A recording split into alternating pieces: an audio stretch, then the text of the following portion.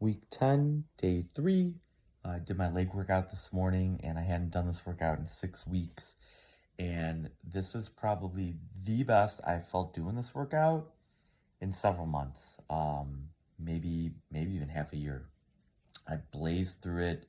I didn't have to rest nearly as much as I typically do. I finished the workout 5 to 6 minutes quicker than I typically do, which might not sound like much, but I'd be huffing and puffing, hunched over, having to rest longer between sets. And this one I was like, all right, boom, boom, boom, let's just get it done. Really squeezed the muscles, felt great. I did the Stairmaster a little while ago and worked up a nice little sweat doing that. Had my breakfast, lunch, and dinner for the day. Haven't felt hungry. Haven't felt any brain fog or fatigue. Felt pretty good all day today. Just feeling a little tired. The last couple days I've been so busy, haven't had much time to rest and relax, and just kind of, I don't know, just find that balance between work and just relaxation. Usually the first half of my week it's pretty crazy busy, and I don't get to relax as much.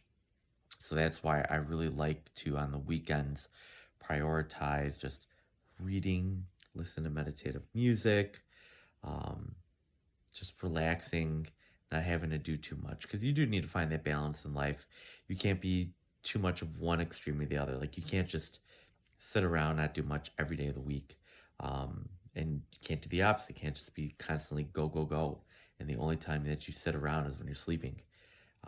You have to find that balance of, yes, you do need to get up and move and work and do what you need to do, but you also need to find that relaxation, that calm, the yin and the yang, that the uh, is very prevalent in the Chinese culture. It is super important, and if you don't do that, you're gonna find yourself getting burnt out, and burnout it's huge, and technology has a lot to do with it. Being on our smartphones and our devices all day can lead to mental fatigue and burnout. And it's funny, well, kind of sad actually.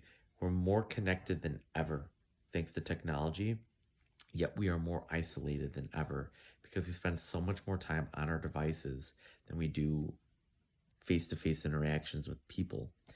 And during the whole lockdown situation, which I can't believe we're coming up to almost 4 years since that happened, um, but being isolated, being away from people, even though you could text them or call them on the phone or Facebook message them, it really hurt our communication skills, coping skills, and being in a community, physically being in a community, not just being in an online community. I mean, those can be great too, but being in a real community, either with family or friends, um, total strangers, like just being at a gym or something like that, it goes way beyond um, just talking to people or making connections.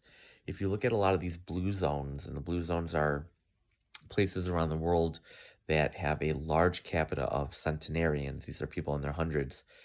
One of the reasons why they live to 100, not just because of their diet or the movement, exercise they get, or taking care of their mental health, but it's the community that they have built, connections they've made with neighbors, with family members, with friends, and they see them face to face every day. They talk with them every day. They laugh. They have a good time with them every day. So finding your community, creating a community, and if you do feel isolated, if you don't feel like you have someone in your life, using online platforms to connect virtually is a first step.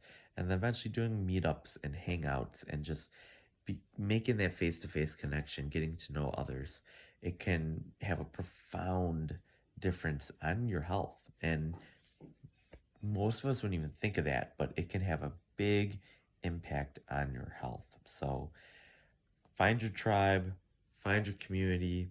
If you don't have one, start by looking for groups online, uh, find local hangouts or meetups that are in your town or your community that you could meet with people, get to know people, find people that have same interests as you.